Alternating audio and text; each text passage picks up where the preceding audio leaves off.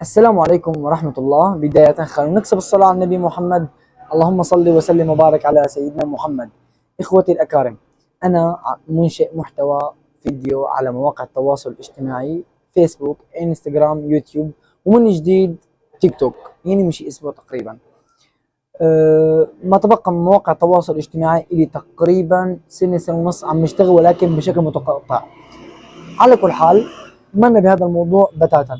الموضوع او الموضوع اللي بدي احكي فيه هو المجتمع اللي نحن عايشين فيه بشكل عام.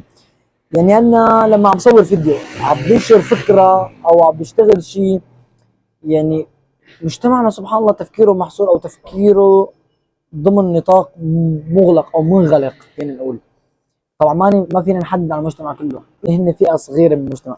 يا اخي الكريم، الله يبارك لي فيك، انا لما عم بنشر فيديو لا عم يضرك، لا عم يأذيك، لا عم يحرض على فتنه، لا عم يحرض على قتل، لا عم يحرض على اذيه لا سمح الله، لا عم يمس شرف حدا، لا عم يمس كرامه حدا، لا عم يمس اي شيء، اي شيء.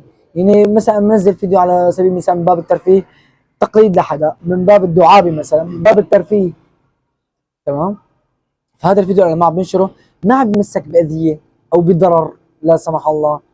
فما في داعي انه نجي والله بس نعلق لك انا الشاب اللي بيعلق، اللي بتمسخر، اللي بقفل، اللي كذا كذا الى اخره. يعني على سبيل المثال نشرت فيديو عم قلد شخص، هو هذا الشخص عم قلد تقليد فقط، يعني هيك. خيو انا عندي شغف بهالمجال هذا وعم اشتغل، بحب صور ويشتغل. وشفت هذا الشخص كثير كثير كثير عم بالفتره الاخيره عم بصير له تداول فيديوهات على منصات التواصل الاجتماعي.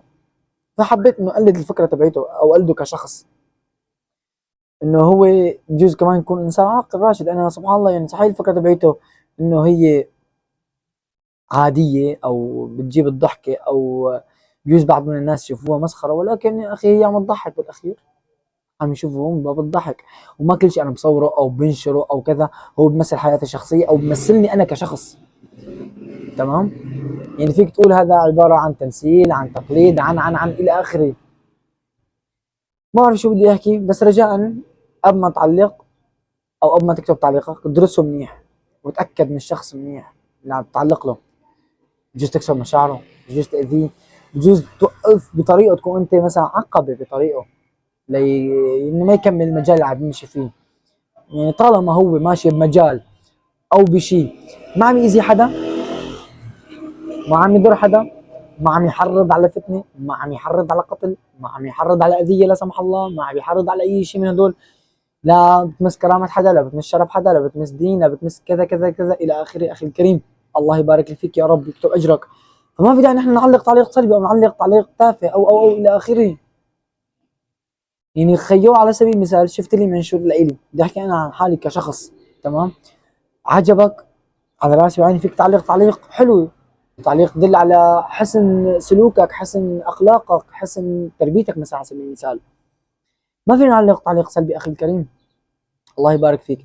التعليق السلبي، يعني في تعليقات سلبية لو تكون مبنية على نقد بناء أنا أتقبلها.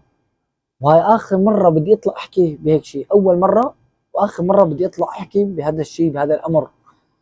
فرجاء خلينا نحترم مشاعر الناس، نحترم خصوصية الناس، نحترم آراء الناس، ونحترم كمان تفكير الناس. سبحان الله، يعني رب العالمين خلق أخين ولكن خلقهم بعقلين. ما فينا نلاقي مثلا أخين نفس العقل، نفس التفكير، نفس المبادئ، نفس إلى آخره. كل اخ عنده راي خاص، عنده تفكير خاص، عنده طريق خاص فيه. تمام. ما تاخذوني على الاطاله، كل حب والاحترام، كان معكم اخوكم ميار. سلام.